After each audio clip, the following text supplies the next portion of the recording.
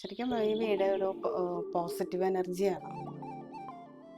ഇവിടെ വന്ന് കയറി എല്ലാവരും പറയും ഈ വീടിന് എന്തോ ഒരു പോസിറ്റീവ് എനർജി ഉണ്ട്. പിന്നെ വേണ്ടത്ര ലൈറ്റ്, അതാണ് പോസിറ്റീവ് എനർജിയുടെ മെയിൻ ഇത്. അപ്പോൾ ജോസ് അത് മാക്സിമം പകല് ഒരു ലൈറ്റ് ഇടാതെ, അതാണ് ജോസിൻ്റെ കൺസെപ്റ്റ് ആയിരുന്നു. പകല് പോലും ഒരു ലൈറ്റ് യൂസ് ചെയ്യാതെ നമ്മുടെ വീട്ടിലേക്ക് വേണ്ടത്ര വെളിച്ചം തന്നെ നമുക്കൊരു ഊർജ്ജമാണ്. സൺലൈറ്റിൽ നിന്നുള്ള വെളിച്ചം മാക്സിമം യൂട്ടിലൈസ് ചെയ്യണം.